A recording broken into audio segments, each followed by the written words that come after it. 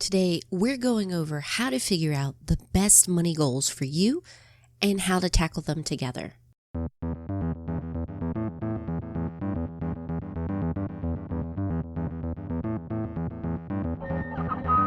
Welcome to the Couple Money Podcast, where we're focused on helping spouses get on the same page, dump their debt faster, and get on the path to financial freedom together. Support for this podcast comes from 5 Days to 5K course. A big headache for many couples in the community is they know what they need to do. They need to knock down this debt or save up for a big goal. The question is, where does this money come from? Budget's tight. So I designed a free week-long course that will show you step-by-step how to find, save, and make some extra money. And it's broken down into manageable chunks because I know we are all busy. You can sign up at couplemoney.com/5K. It's December. Can you believe it? What are your plans for this month? Last weekend, we went up to visit family and friends in Virginia, and we had a wonderful time, but we're a little drained seeing so many people at once. So this weekend, we're going to relax.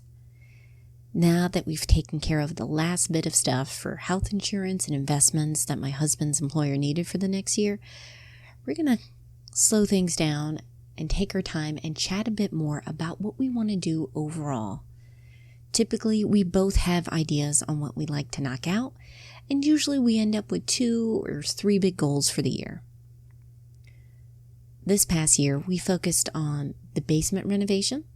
First phase was done in October.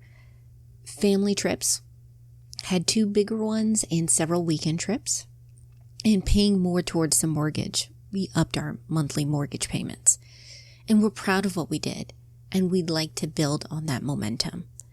And based on the emails and messages I got from you, it looks like you're thinking the same thing.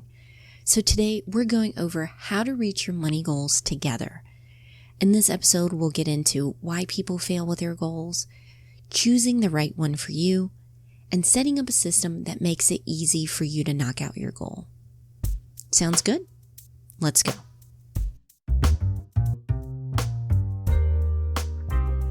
Quiz time. Do you know the 3 most common goals people have with their money? According to a study done by Fidelity annually, they are save more, pay off debt, and spend less. Do any of these fit you? Pretty much throughout our marriage, we have had all of these on our list. And while they are fantastic things to shoot for, they aren't necessarily great money goals. Why? Well, let's look at what they're missing. They're vague, hard to track, and they have no purpose behind it. Let's take spend less. How much less are we talking about? Are we spending $500 less a month or $5? Also, why is it so important to spend less? Are you saving for a vacation? Stashing away money for your baby? Maybe you want to pay down debt. See, these are things that you have to discuss if you want to knock out your goals. And when you are creating your goals for this year, maybe it is spending less, maybe it's paying off some debt. You want to make sure that your goals are smart. We talked about it in several episodes on the podcast, but in summary, a SMART goal is something that's specific, it's measurable, attainable, relevant to you, and time-based. So we're not saying we're going to pay off debt this year. You're saying we're paying off $5,000 of our credit card debt this year by December 31st, or whatever date you pick. When you have a SMART goal, it makes it easier for you guys to then work backwards and create a plan because it's time-based. And you can break down your goals month by month, in some cases paycheck by paycheck, so you can track it and make sure you're making progress. Now, what kind of goals are good ones to have? Of course, it depends on your situation. However, when it comes to your finances, I really want to make sure that you have a strong foundation. So there are 4 goals I want you to consider and see if they could be really helpful for you. The first one is have a financial cushion. Look, there are many things in life we cannot control. However, we can give ourselves some breathing room and some cushion for the many bumps that we have by creating a buffer. Some people call it an emergency fund, you might call it a stash, whatever. But having some money tucked away can be very helpful with your finances. The second one is minimize or eliminate all of your unnecessary debts. Specifically, what I have in mind are your student loans, credit cards, and car payments. A debt-free life can be very helpful because it opens up more opportunities and options. And say you go down a path, maybe you want to start a side business and it doesn't work out, it's easy to pivot. Third, simplify your lives and your expenses. No matter how much money you make, learning to live on less is an important skill. The gap you build between what you earn and what you spend can be used for so many different goals, and it can help you speed things up so your money is going to what matters most to you. And finally, invest for the long term. What do you want to do in the next 10 years or so? Start preparing for that now. Typically, this involves stashing away money for retirement, but it can also mean having a dedicated fund. Maybe you guys want to get into real estate investing.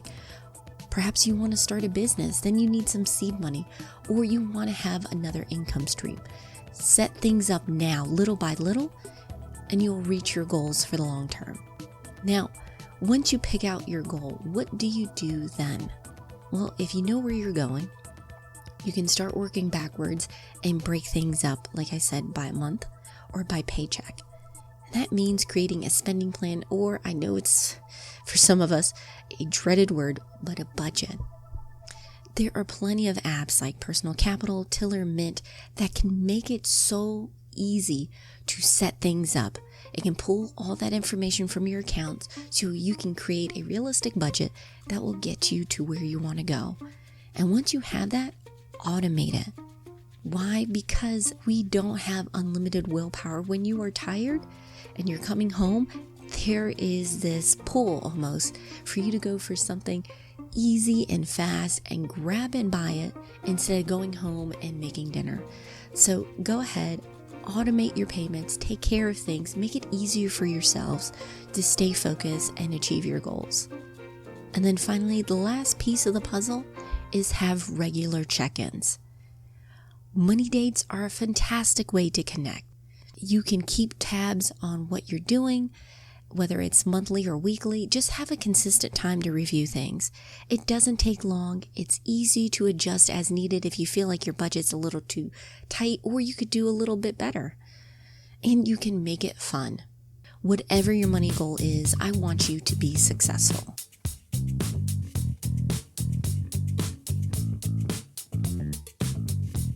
Before we wrap up, I want to focus on some key takeaways to have so you can win with your money goals this year and beyond.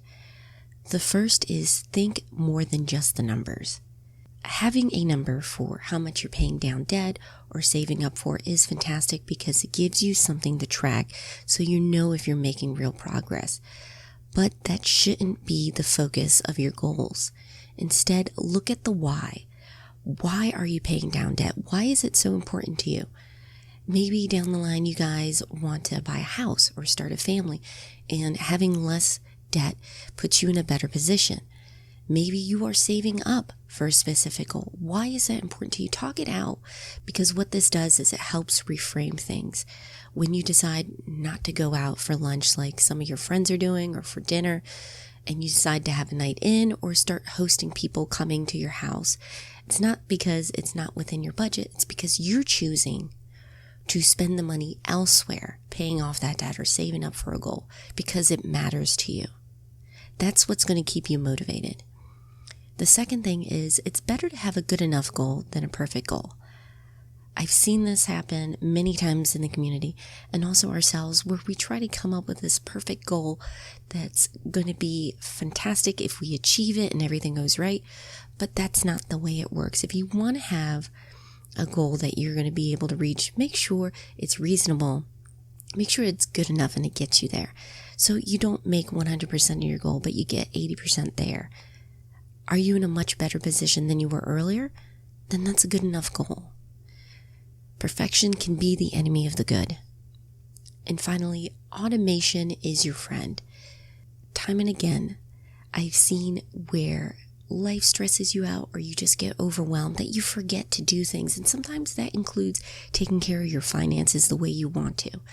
One of the best things you can do is automate as much as you can with your finances so that you know by default the money is going where it needs to be. And you still want to check in. You can do it once a week and once a paycheck if that's easier for you, and just confirm that everything went the way it's supposed to. It's a lot less stressful and you're more likely to reach your goal that way. Now, if you want to chat with me, ask questions, or share your own tips, please, I'd love to have you join us over at Thriving Families on Facebook. It's a free, private, and positive community where we help one another out. Just head over to couplemoney.com/FB. We'd love to see you there. I hope you enjoyed this episode. As always, I'll have all the resources we mentioned today, plus some extras, over in the show notes at Couple Money. And next week, we're wrapping things up for the season. We're talking about money wins, losses, and tips. So please send yours in. I'd love to hear what you knocked out this year. And if you have any questions or want some ideas on overcoming a hurdle, please let me know. If you haven't already, make sure you're subscribed so you don't miss out on any of the episodes. We're on iTunes, Stitcher, Radio Public, pretty much whatever app you use to listen to podcasts. Our theme song was written and performed by Gentle Regime. Additional music by Lee Rosefear. And finally, and most importantly, thank you so much for listening, leaving your reviews, sharing your favorite episodes. I truly appreciate it. I want this podcast to be the most helpful, so thank you so much for your feedback and sending in your questions. I hope you have a fantastic week. Take care.